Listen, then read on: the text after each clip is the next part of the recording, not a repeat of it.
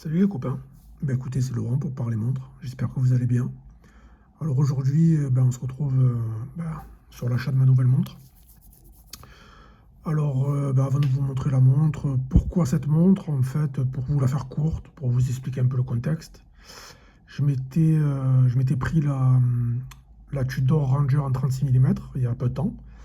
Et en fait c'est une montre qui au final ne me correspondait pas. Et donc j'ai pu faire une reprise et au final je me suis offert cette montre. Parce qu'en ce moment, je suis très axé sur le vintage quand même. D'ailleurs, j'ai acheté cette montre chez Vintage Chrono en Allemagne. Voilà, super boutique, extrêmement fiable, etc. Donc je vous les recommande. Et la montre, hop, elle est là. Alors, c'est une Oyster de 1969 avec une patine. Alors comme moi, c'est ce qui m'a fait acheter la montre, hein. Alors je sais pas si on va pouvoir la voir comme il se doit sur la vidéo. C'est une patine un peu tropique, gilt, que moi j'aime beaucoup. Alors c'est une montre qui date de 1969, qui a été entièrement révisée, contrôlée, qui garantit 2 ans, donc bon, ça se paye, hein. C'est pas avec les papiers, etc. Mais écoutez, j'en suis fan tout simplement, hein. Moi j'aime beaucoup les montres vintage, les petits diamètres. Alors c'est un 34 mm.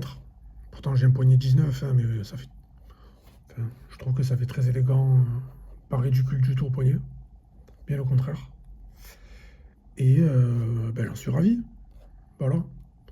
J'avais arrêté un petit peu avec Rolex parce que pour moi c'était un peu...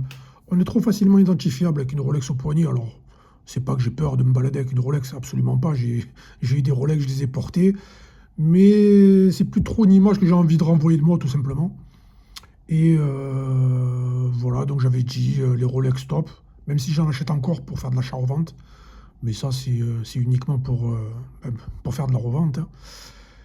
Et aujourd'hui, je trouve que Rolex, ils vont de plus en plus vers de grands diamètres. Les prix, ils sont pas justifiés.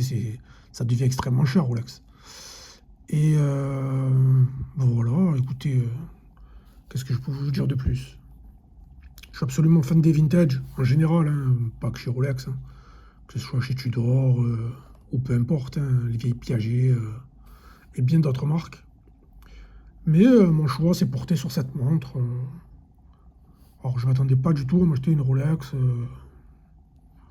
Voilà, hein, ça a été un achat un peu impulsif.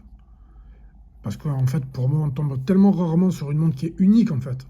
Elle a une patine absolument unique. Et c'est le genre de montre qu'on ne trouvera pas deux fois, hein, tout simplement. Donc, vu que c'est ce qui me plaît, j'ai passé le pas. Et vu que j'avais fait la reprise de Match d'Or, voilà. Alors, depuis le début de l'année, j'ai quand même fait beaucoup de reprises. Enfin, beaucoup de reprises. J'ai acheté une Longines en croisière que j'ai revendu directement avec la plus-value. Je me suis acheté ma Rolex. Ensuite, j'ai fait beaucoup d'achats-reventes sur les petites montres, une Eberhard, plusieurs Omega que j'ai revendues, etc. Et plus ou moins, avec les bénéfices, je me suis pris cette Rolex. Voilà. Et j'en suis ravi. C'est une montre que je garderai, hein. Parce qu'autant j'achète beaucoup de montres pour faire de la... Alors attendez, hop. Autant j'achète beaucoup de montres pour faire de l'achat-revente, mais celle-ci, super. Regardez, on voit un petit peu là des reflets un peu pailletés, un peu dorés, un peu marron. C'est ça que j'aime bien avec les Rolex vintage, vous voyez, c'est que ça vit. Vous voyez, les Rolex d'aujourd'hui, alors déjà, qu'elles coûtent leur prix, elles sont figées dans le temps. Alors, dès qu'elles ont un petit impact, vous voyez, j'avais des Oyster, les derniers Oyster qu'ils ont fait Rolex, j'en ai acheté 3 pour faire de l'achat-revente.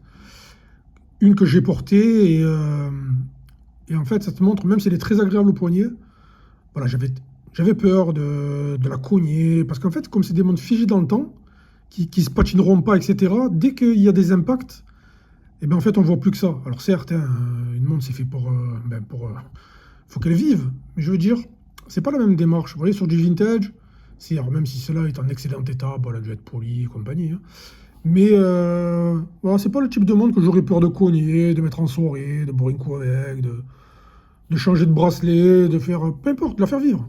Mais sans, en l'oubliant au poignet, en fait, tout simplement. Et c'est ça la démarche que j'aime avec mes montres. Donc voilà, les copains, écoutez, on va pas y passer non plus la journée, hein. Je pense qu'on a fait le tour. La montre, elle venait avec un petit bag, la garantie de 2 ans, une petite boîte, un petit, ouais, les petits étuis comme ça, Rolex pour les mettre à l'intérieur et compagnie. Et puis voilà, hein, c'est une montre à remontage manuel. Alors oui, qu'est-ce que je peux te dire? C'est qu'il n'y a pas le bracelet d'origine, parce que le bracelet d'origine, ben, c'est un bracelet acier.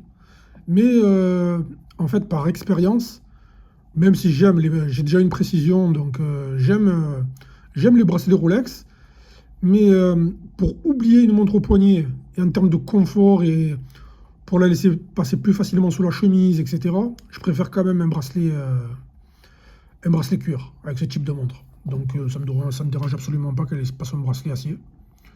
Alors ça c'est le bracelet qui est fourni avec, de très bonne qualité, très épais, etc. Mais je vais changer de bracelet, hein. Je vais prendre plutôt un petit cuir exotique, un truc un peu plus sympa. Mais bon voilà, l'essentiel c'est le cadran, c'est la petite boucle vintage, et c'est surtout la patine qui a fait que. Voilà les copains, écoutez, c'était Laurent pour vous présenter ma nouvelle montre et je vous ferai une petite vidéo d'ici peu pour vous montrer un petit peu ma collection, comme elle a bien évolué. Voilà, vous me direz un petit peu ce que vous en pensez. Et puis voilà. Bon, je vous souhaite une bonne journée les copains et puis je vous dis à très bientôt. Allez, bye bye.